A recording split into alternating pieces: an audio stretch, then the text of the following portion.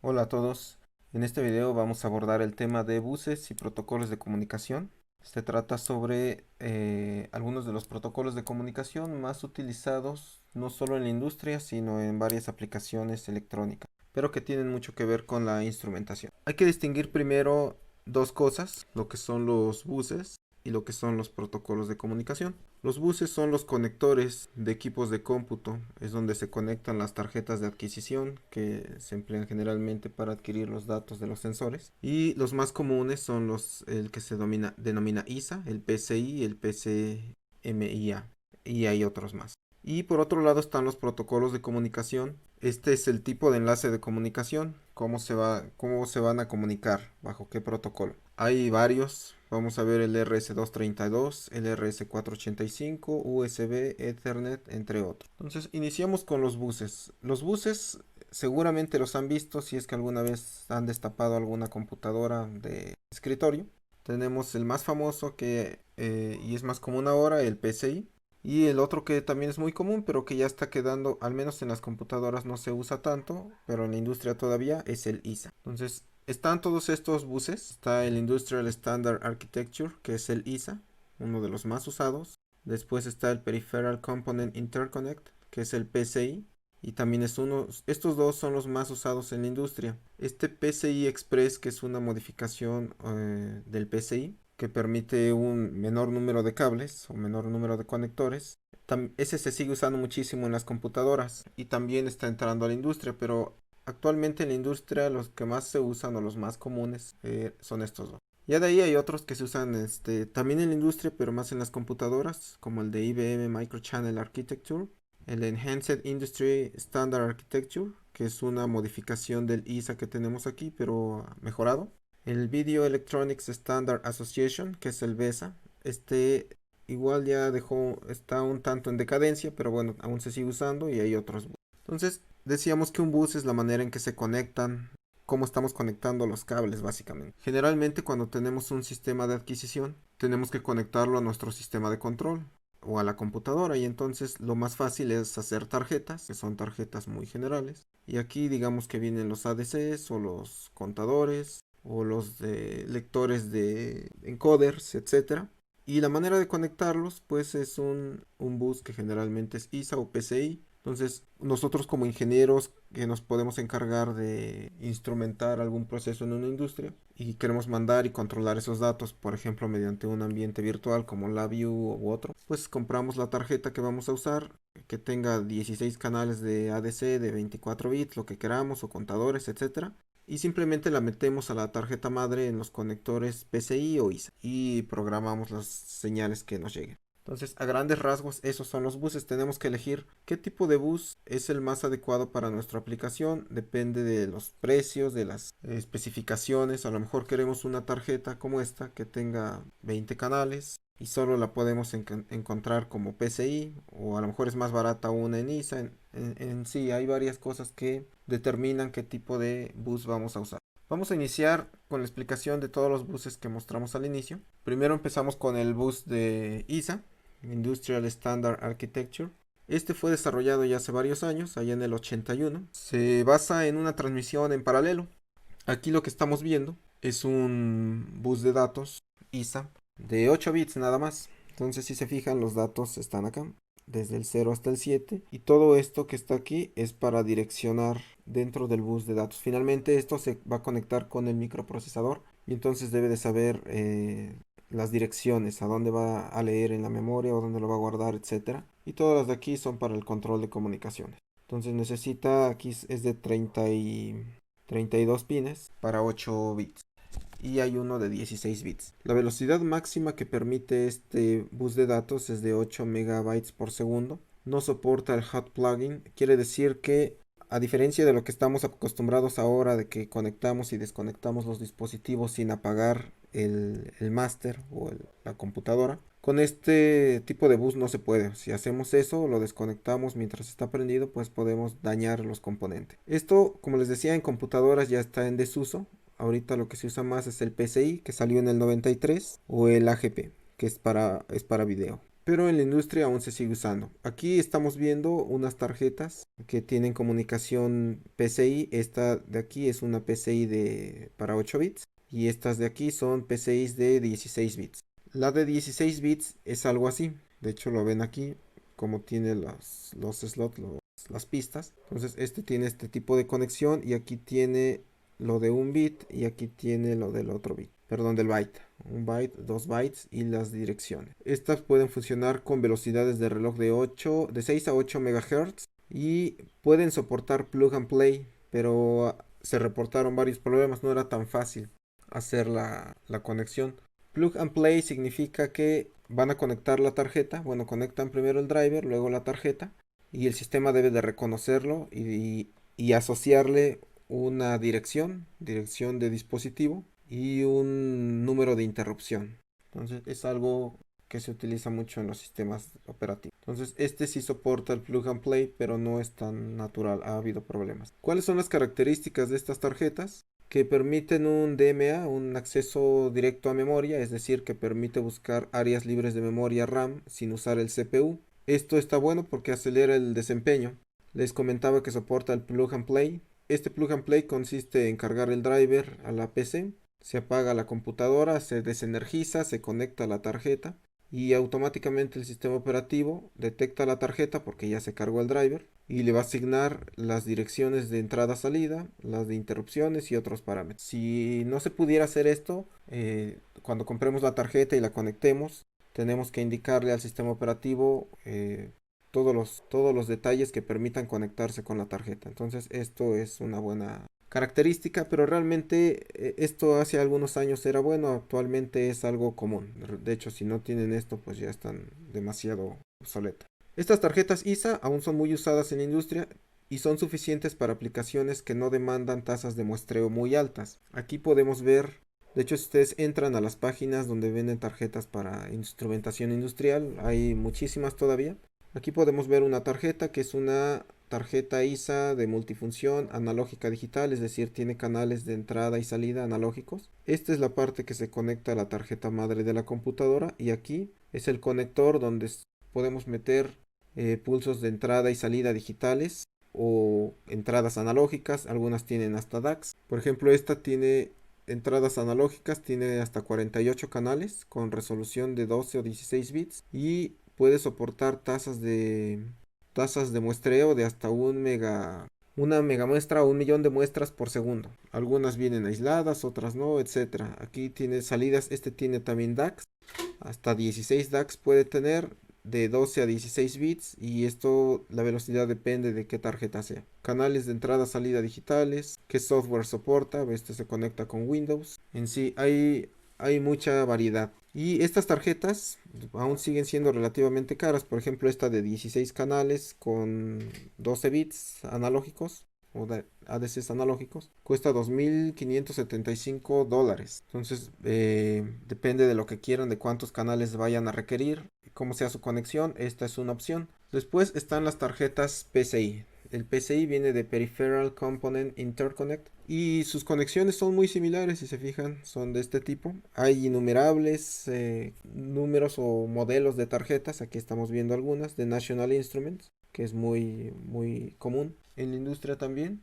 Este tipo de comunicación o bus de comunicaciones se introdujo al mercado en el 93, lo creó Intel y este es una sustitución o es una mejora al bus del que hablábamos hace un rato, de Lisa, entre algunos otros que no hemos mencionado, pero que también se llegaron a usar. Actualmente este PCI ya ha sido sustituido por el PCI Express que salió en el 2004. Este permite una conexión más directa y natural, por así decirlo, con el master bus del CPU, es decir, el CPU de la computadora ya tiene un bus propio. Entonces, si se le conectaba una tarjeta ISA, se tenían que hacer algunos arreglos, no era una conexión tan natural, pero en el caso de los PCI, el master bus del CPU lo detecta como si estuviera conectado directamente a su bus, entonces permite una comunicación más rápida y natural. Este alcanza velocidades mucho más altas, hay para 32 o 64 bits, entonces si estamos hablando de la velocidad más baja, para 32 bits funcionando a 33 MHz, el reloj de ese bus puede transmitir hasta 133 megabytes por segundo. de velocidad. Eso nos permite, entre otras cosas, muestrear mucho más rápido. Y de ahí se puede ir hasta aplicaciones más rápidas como esta que es de 64 bits a 64 MHz y permite comunicación hasta de 533 megabytes por segundo. Sigue siendo una comunicación de tipo paralelo, es decir, mandamos los 8 bits o los 16 bits en paralelo, lo que le da una gran rapidez. Y está sincronizado con el bus del clock o del CPU. Permite el hot plugin, es decir, conectar en caliente, conectar y quitar. Es opcional eso. Puede ser que sí o puede ser que no. Aquí se ven las conexiones, la conexión de este tipo de bus, las tarjetas que se usan. ¿Cómo se conecta? Generalmente tenemos sensores y transductores a módulos de acondicionamiento de señal donde se amplifica, se filtra, etcétera. De ahí se va por cables a la tarjeta de adquisición como esta, al DAC, y entra a la computadora. Y en la computadora debe de tener el software de esa tarjeta de adquisición. Entonces, lo que ustedes van a encontrar en la industria generalmente es esto. Cuando van a instrumentar algún proceso, requieren una computadora donde van a programar ustedes en su interfaz virtual con LabVIEW, con Simulink o algo similar. Van a adquirir las señales que vienen de sus acondicionadores y aquí van a hacer su trabajo de programar y mostrar lo que está pasando con el proceso. Todos estos módulos pues ya se venden, entonces no hay mucho problema, salvo que tengan ustedes que diseñar algún módulo especial. Aquí se muestra el pinout, es decir, las conexiones de este bus. Y se fijan, pueden ser hasta de 100 pines. Depende, hay varias, aquí les estoy colocando una, pero hay varias conexiones. Aquí tenemos la mini PCI Card Type 3, es decir, la tipo 3. Y aquí vienen varias indicaciones. Por ejemplo, es un voltaje de 3.3 volts, se repiten algunos pines. Vienen los de AD, son los de dirección. Hay algunos reservados, hay los de tierra. Y por aquí deben de venir los de datos. Los veo. Bueno, deben estar por ahí en alguna parte. Entonces, estos son los tipos de conexiones que van a encontrar. Por ejemplo, aquí tenemos un PCI slot, el 2.2, el de 64 bits, el de 32 bits, 32 y 32. Este es a 2.2, 3.2 volts, 5 volts, etcétera. Entonces, podemos distinguirlo por la forma. Por ejemplo, este de acá es para 5 volts. Este que está del lado invertido es para 3.2 volts. Y bueno, las conexiones que se hacen. Ejemplos de tarjetas con este tipo de bus, las tenemos acá. Por ejemplo, esta cuesta $1020 o $345. Esta tiene 24 canales de analógicos digitales, por eso es más barata. Es pura conexión analógica digital. Pero esta que sí tiene entrada analógica de 16 bits con una tasa de muestreo de hasta 100.000 muestras por segundo, con dos canales de DAX de 12 bits y 32 canales de entrada-salida digital, cuesta $1020. Entonces se ve algo así. Aquí les decía, se conectan los cables a los sensores y esto va directamente a la computadora. Fíjense cómo la conexión aquí es muy pequeña. Bueno, después tenemos la conexión PCMCIA, que es de Personal Computer Memory Card International Association. Esta ya está igual un tanto en desuso. No sé si alguna vez les tocó ver este tipo de memorias. De hecho, se inventó este bus para conectar memorias cuando todavía no había las micro SDs ni había discos externos como los que tenemos ahora. Entonces, este tipo de memorias eran muy comunes y había memorias de 128 megas, 64 megas, cosas así, muy que para nuestros estándares actuales sería muy poca memoria. Ese bus se usó también para aplicaciones industriales o para proporcionar otros módulos a las computadoras, especialmente a las laptops. Entonces había modems que se conectaban con este tipo de bus o lectores de tarjetas, etcétera. Este fue creado en 1990.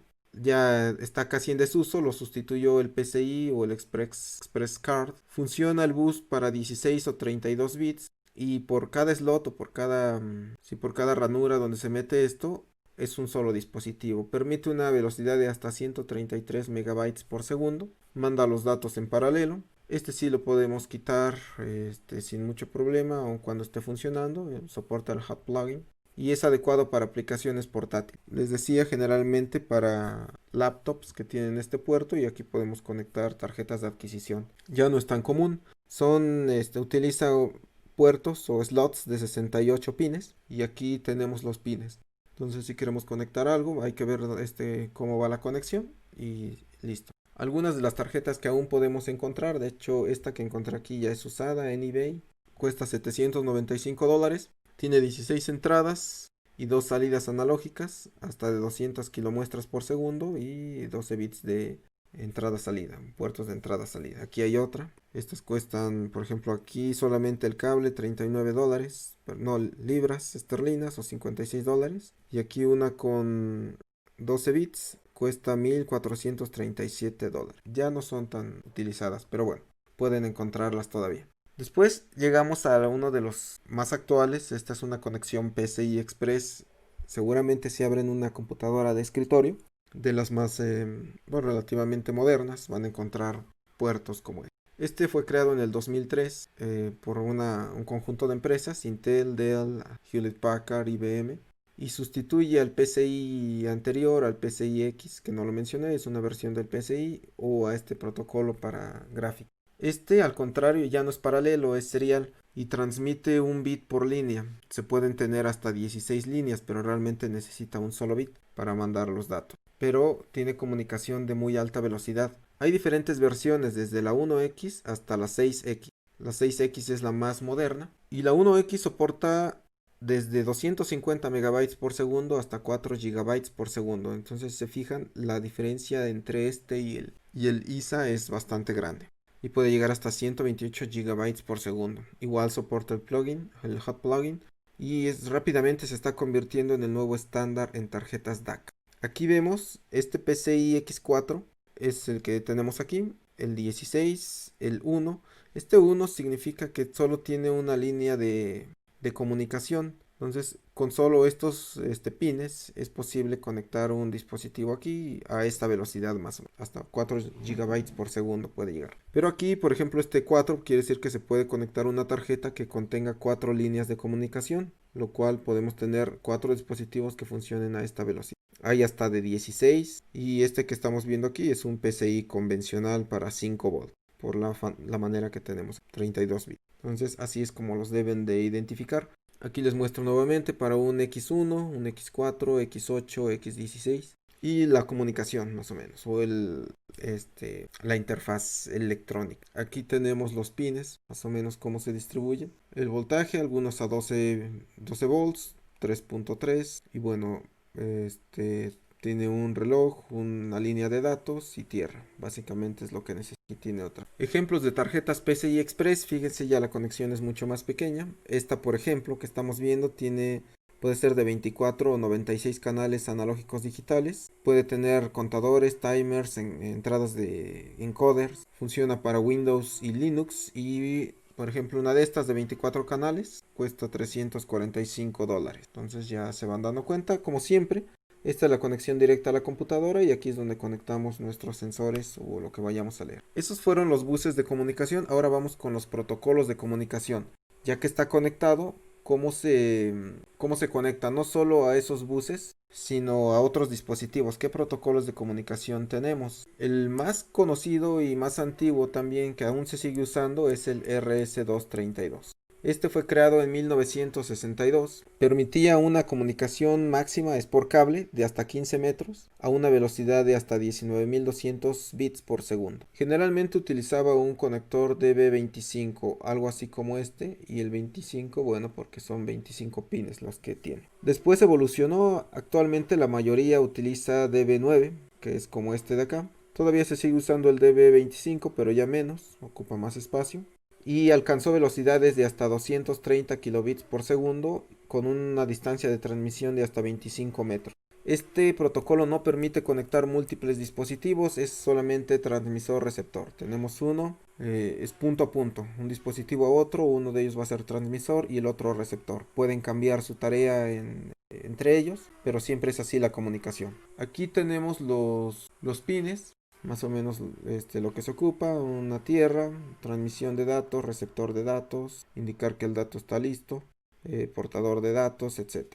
Después de ese RS232 surge el RS422 como un avance al RS232. Fíjense que la conexión igual sigue siendo un DB9 con la configuración de los pines muy similar. Este también se le conoce como TIA EIA 422, que son las normas que lo rigen. Sustituye al RS232 La gran diferencia de este con el RS-232 es que este utiliza comunicación tipo diferencial. El otro, el RS-232, está aterrizado, es una comunicación aterrizada, pero este utiliza una comunicación diferencial y ya saben que ese tipo de comunicación es mucho más inmune al ruido. Por lo tanto, nos permite distancias mucho más largas, esta de 1500 hasta 1500 metros, con velocidades también más altas, de 100 kilobits por segundo hasta 10 megabits por segundo.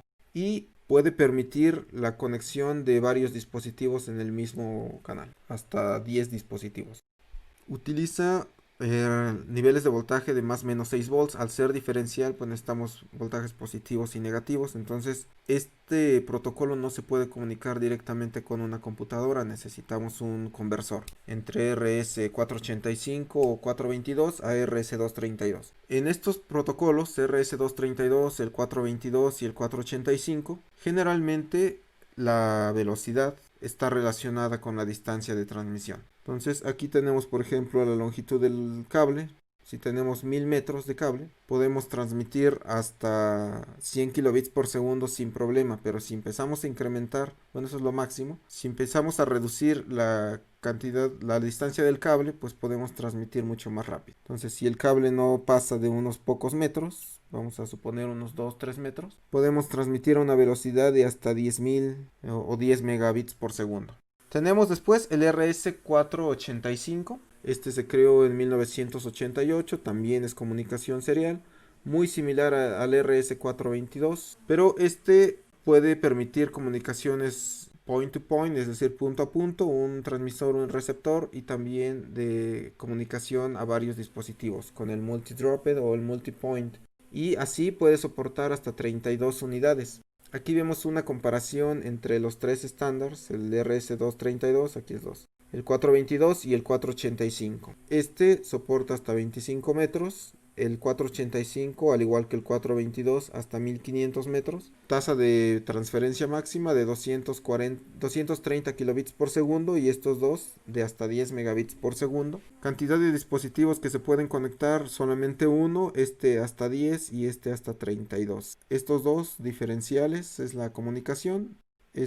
La ventaja que tiene es que es el estándar en computadoras. Después están los puertos paralelos. Hay dos. Tenemos el IEEE 1284 y el IEEE 488. Este tiene 5 modos de operación. De hecho, este se inventó para comunicarse con las impresoras de aquellos tiempos. Entonces empezó así su historia. Se puede comunicar en diferentes modalidades. Modo compatible, que es especialmente para impresoras y solo permite una dirección de comunicación de la computadora a la impresora. Y ya. Después viene el nibble, que utiliza 4 bits, el byte, que utiliza ya un byte, los 8 bits, y otras conexiones, el enhancer, que se utiliza ya para más aplicaciones y aquí ya nos permitía conectar tarjeta de adquisición de datos. Hay diferentes tipos de conectores A, B y C, que no los coloqué todos acá, pero bueno, este es uno y este es otro, aunque este es más común para el IEEE 488.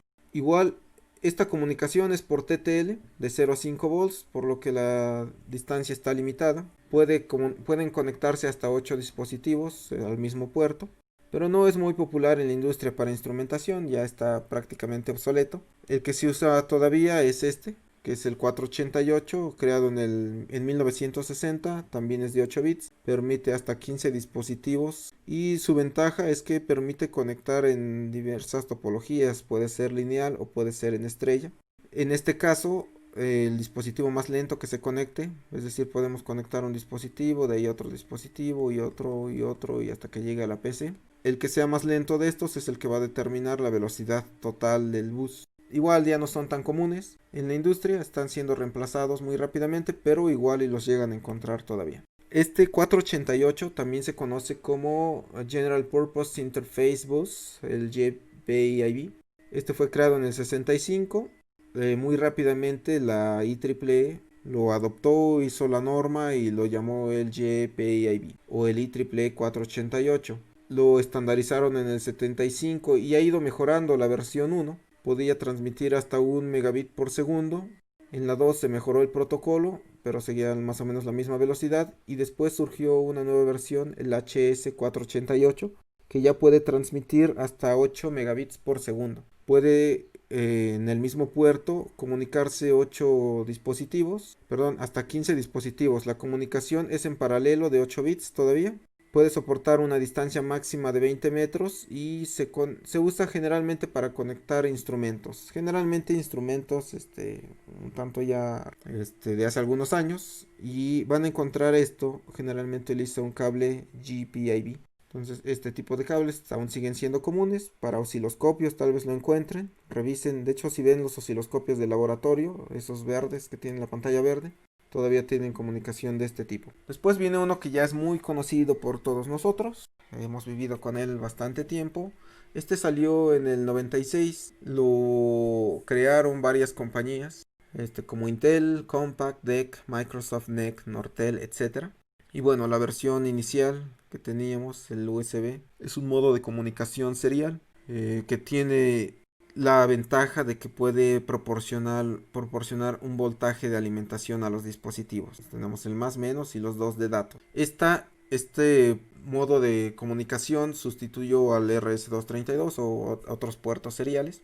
De hecho, al puerto paralelo también, el que veíamos hace un rato. Al PS2, este se usaba mucho para conectar teclados o ratones a la computadora. Sustituye también al Firewire, que vamos a ver más adelante, entre otros. Inicialmente podía soportar una longitud de cable de hasta 5 metros, más o menos se mantiene ahí todavía para asegurar una buena comunicación. Y ustedes saben, hay muchos tipos de conectores. Está el USB tipo A, tipo B, el mini, micro, el C, etc.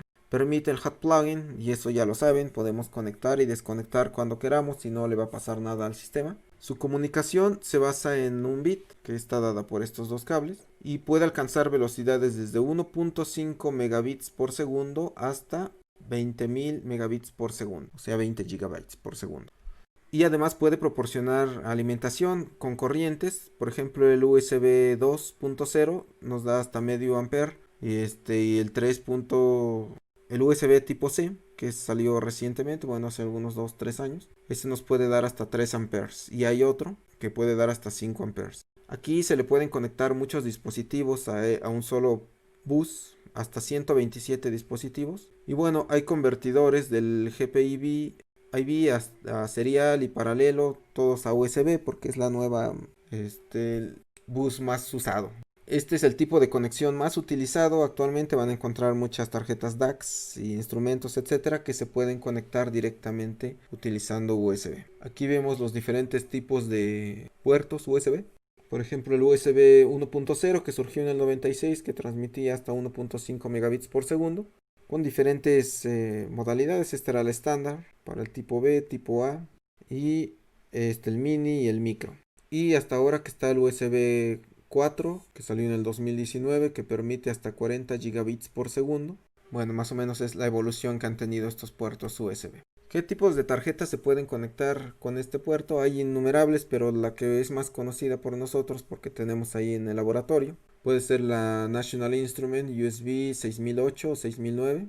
Esta, por ejemplo, tiene canales de entrada analógica diferencial de 12 bits. Permite hasta 10.000 muestras por segundo o hasta 48.000 muestras por segundo.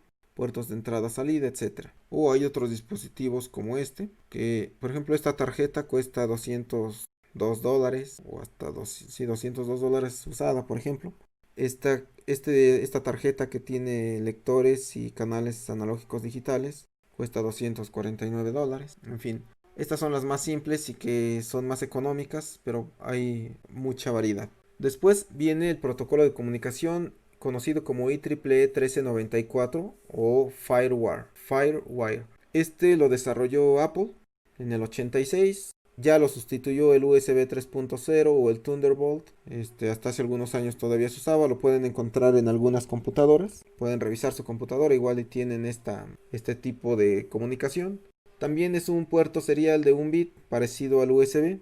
Puede transmitir hasta 4.5 metros, o sea, la longitud del cable hasta 4.5 metros. Igual soporta el hot plugin. Puede conectar hasta 63 dispositivos a la vez, con una velocidad desde 400 hasta 3200 megabits por segundo o 400 megabytes por segundo. El voltaje puede llegar hasta 30 volts y puede proporcionar una corriente de hasta 1.5 amperes, eso depende, ¿no? Generalmente se usa para audio y video, entonces es común para las videocámaras, para conectar los datos. Y hay muchas aplicaciones también en instrumentación. Este protocolo o este puerto de comunicación está reemplazando a las GPIB. Aquí tenemos el pinout, más o menos como son las conexiones. Hay conectores de 4 pines, de 6 y de 9. Tenemos la comunicación también Bluetooth. Es muy probable que la hayan usado. Esta es una tarjeta muy conocida para conexión a Bluetooth y la podemos usar hasta con Arduino. Se puede usar en la industria también.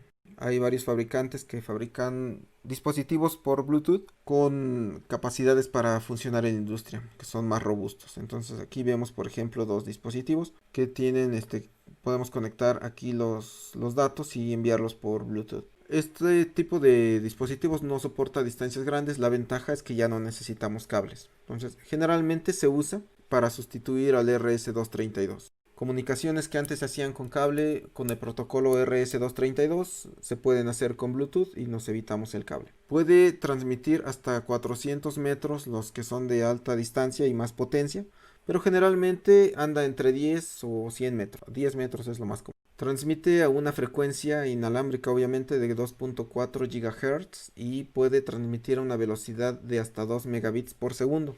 Se le puede conectar a un dispositivo Bluetooth hasta 7 esclavos. Entonces, con uno solo podemos comunicarnos con 7 otros dispositivos. Y otra de las ventajas es que requiere muy poca potencia. Los que son de baja energía, low energy me parece que es, el Bluetooth puede gastar tan poco como 0.01 watts, y otros, los más comunes que podemos encontrar en Mercado Libre y así, pueden gastar hasta 1 watt. Se usa para muchas aplicaciones, les decía, para sustituir los RS-232 o donde requiramos dispositivos conectados que no necesiten cables o que no puedan usar cables, por ejemplo en máquinas rotativas, máquinas que tienen sensores o módulos que están rotando, donde no pueden tener cables, pues se le puede poner un módulo de Bluetooth y simplemente se asegura que tengan energía por medio de una batería o algo así. Otra aplicación es que debido al protocolo se hace más transparente la comunicación entre estos dispositivos que tengan Bluetooth y redes como la red de Ethernet o Profinet, que es una red también muy usada en la industria. Su configuración es muy fácil y rápida. No sé si ya alguno de ustedes ha programado dispositivos con Bluetooth, pero actualmente es cada vez más simple.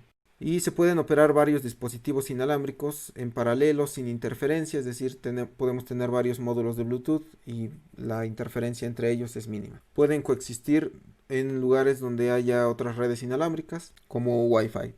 Después tenemos este otro protocolo que es el CAN, Controller Area Network.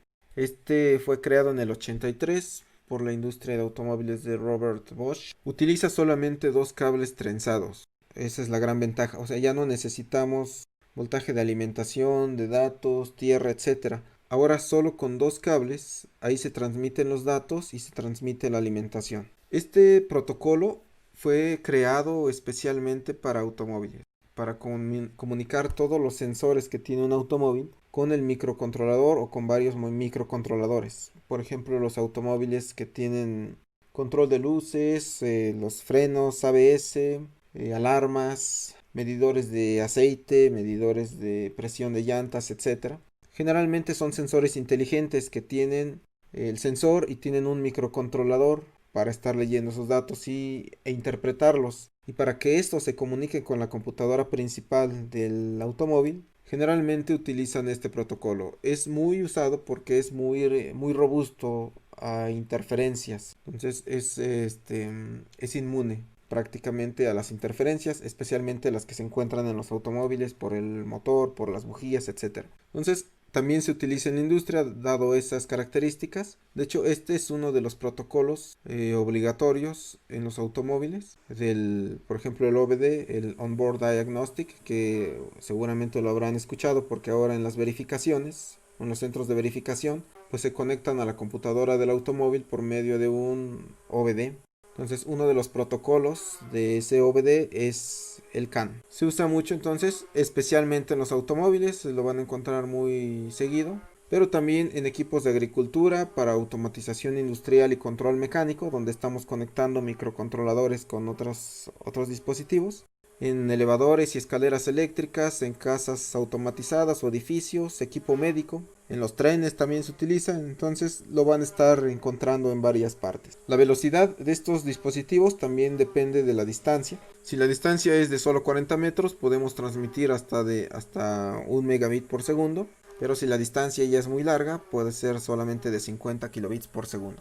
Funciona más o menos con estos voltajes. No funciona en 0 volts, sino que tiene un voltaje diferencial, el que se conoce como el CAN low y el CAN high, y más o menos la tasa de transmisión o los pulsos aquí son de 1 microsegundo. Su voltaje basal es de 2.5 volts y de ahí varía entre 3.5 y 1.5, es decir, 1 volt arriba o abajo. Y así se manda la comunicación. Existen dos topologías de conexión, la de alta velocidad, donde tenemos, por ejemplo, un módulo o un nodo con comunicación CAN, y solamente tendremos las dos líneas y ahí podemos conectar otros módulos. Y pueden ser muchísimos módulos, hay más de 100 que se conecten, por eso es la gran ventaja, porque ahorra mucho cable. Entonces en los autos, con un solo cable de comunicación que puede ir desde la computadora central hasta y recorrer todo el vehículo, y podemos conectar muchos dispositivos a esa línea. Es de alta velocidad. Hay otro bus o otra conexión que es de baja velocidad, pero es tolerante a fallos, donde no, en este caso, fíjense, si se daña el cable alguno de ellos, pues todos los dispositivos dejan de funcionar, porque esto ya no, aquí es un circuito cerrado. Entonces, si se abre en alguna parte, todos los dispositivos dejan de funcionar. Sin embargo, en esta topología tolerante a fallos, pues si se daña uno de estos, todos los demás siguen funcionando. Entonces, esa es la ventaja, pero la velocidad es mucho más lenta. Decíamos que ahí puede transmitir, por ejemplo, a 50 kilobits por segundo. ¿Cuál es el protocolo de comunicación? Aquí vemos, por ejemplo, las señales de CAN, el alto y el bajo, y decíamos que estaba entre 3.5 y 1.5 volts. ¿Cómo funciona? Al inicio siempre están en bajo. Cuando se elevan ambos, bueno, cambian de voltaje, se separan. Aquí se alcanza el 3.5 y aquí el 1.5. En ese momento se da un 0. Cuando están ambos separados, se da un 0 y un 0 indica el inicio de una trama de datos. Hay varios campos. Aquí dice el inicio de trama es de un solo bit. Después viene un identificador que dice la prioridad de la trama.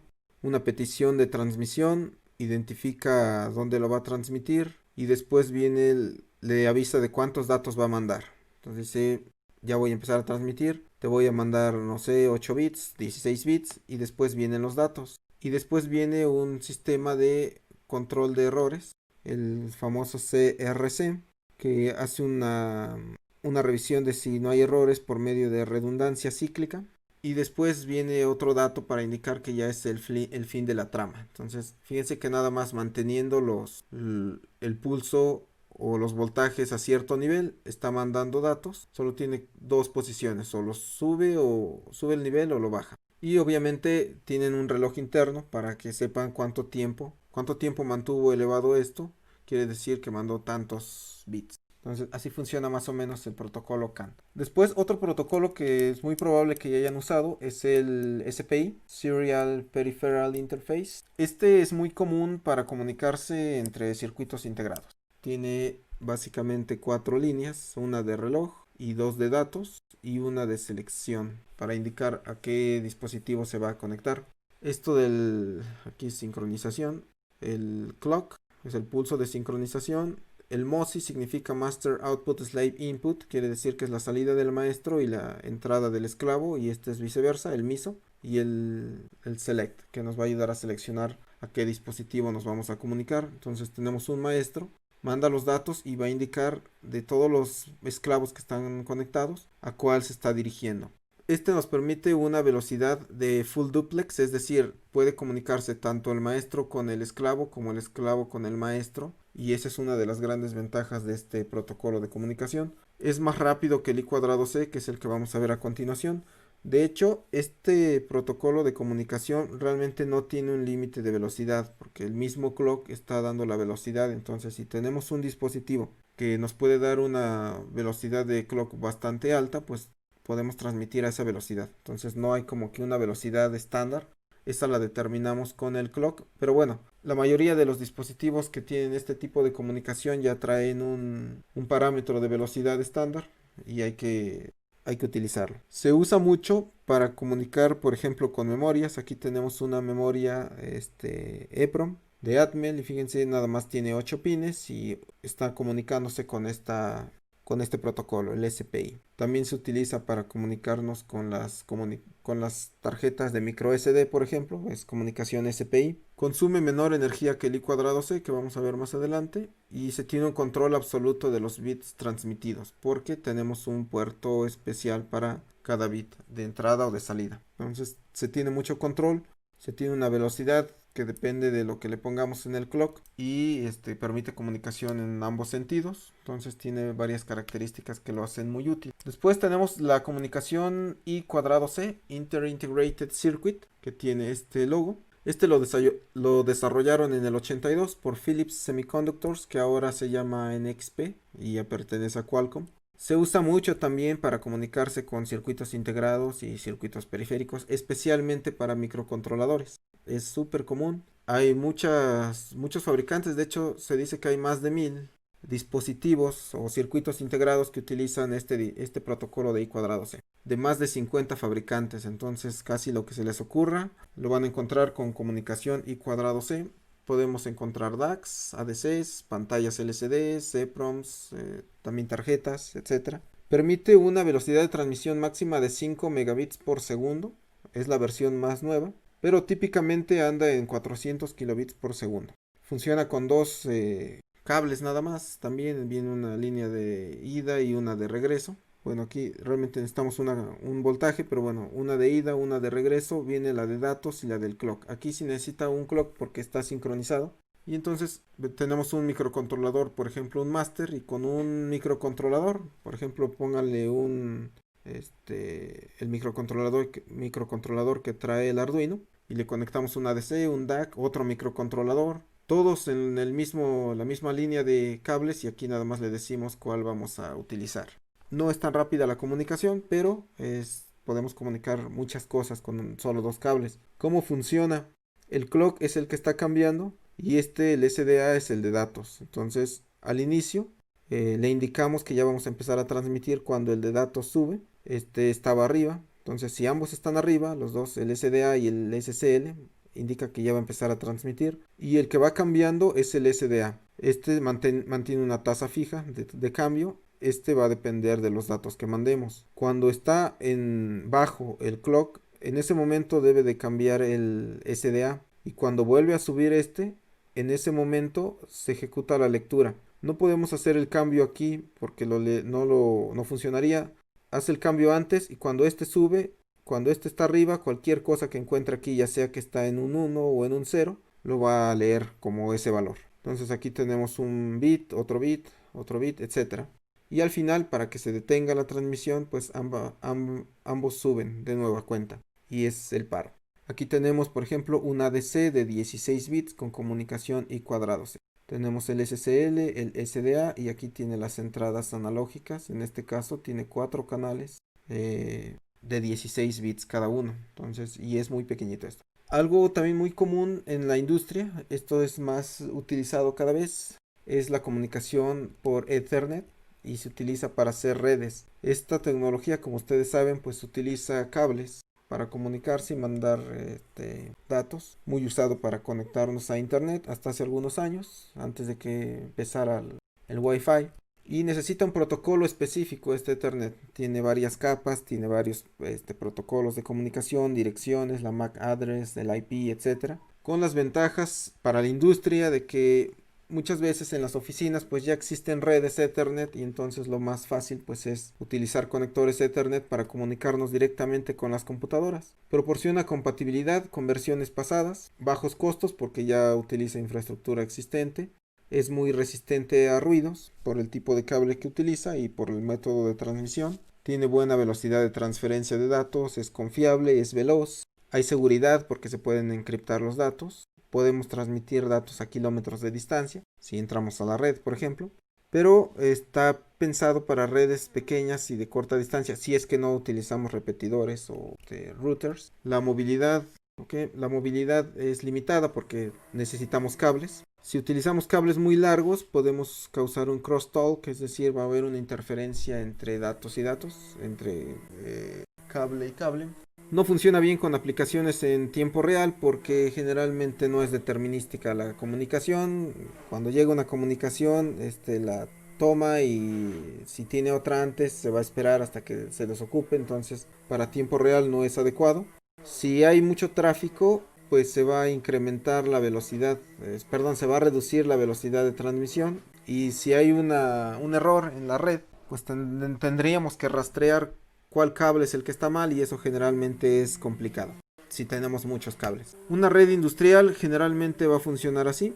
Tenemos PLCs, eh, por ejemplo aquí tenemos acondicionadores de señal, podemos tener variadores de frecuencia, otros protocolos, otros dispositivos, todos se conectan o podrían tener la capacidad de conectarse vía Ethernet y entonces esto se va.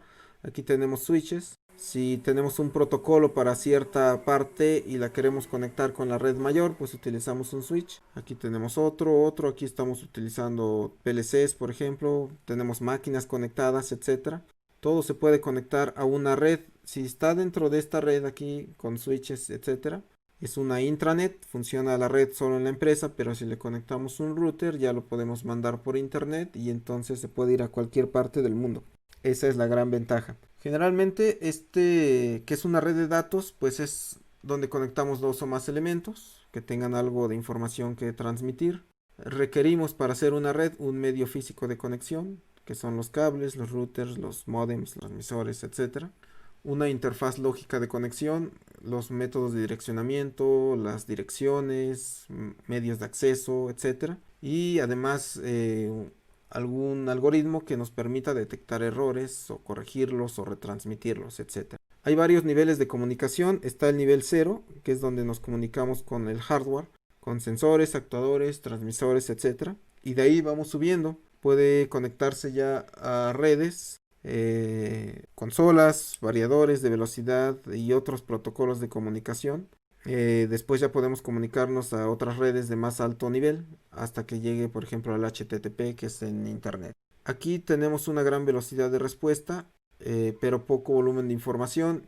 Y entre más vayamos subiendo de nivel, podemos mandar más información, pero la respuesta es mucho más lenta. La conexión típica que van a encontrar en una red Ethernet en aplicaciones industriales, generalmente muchos o casi todos los PLCs tienen conexión Ethernet y entonces se conecta desde el PLC. Tenemos módulos, de hecho hay módulos también de entrada-salida digital, se conectan directamente por Ethernet. Tenemos switches industriales porque deben de ser un poco más robustos. Podemos conectar entonces algunos sensores o módulos o PLCs o circuitos de entrada-salida a los switches. Por ejemplo, aquí tenemos pantallas de interfaz humano-máquina, muchas de las que tienen las máquinas que están funcionando en la industria. Todas se conectan por Ethernet a switches y de ahí ya se pueden ir a una computadora y de ahí se pueden ir a Internet. Entonces es la gran ventaja que nos permite Ethernet. Hay algunos cambios entre el Ethernet que utilizamos en las oficinas o en los comercios y los que utilizamos en la industria. Por ejemplo, para la industria se deben de hacer ensayos de vibración y choque que no fallen, la vida útil esperada de más de 10 años, que tenga compatibilidad electromagnética. Este industrial debe de cumplir con ciertas normas, este solo cumple con una norma. Otras normas aquí de cuestiones eléctricas, normas para que funcionen en áreas peligrosas, para que funcionen en uso marino, uso industrial, etcétera. Entonces depende de la aplicación también, pero generalmente un Ethernet industrial es mucho más riguroso que el Ethernet que tenemos en la oficina o en una escuela. ¿Cuál es el porcentaje de dispositivos que utilizan Ethernet? Hay varias variantes valga la redundancia, de Ethernet. Por ejemplo, tenemos Modbus TCP y hay el 26% de los dispositivos que están conectados a una red Ethernet son para este protocolo, Ethernet IP. 25%, Profinet 2% y para otros hay muchísimos, 47%.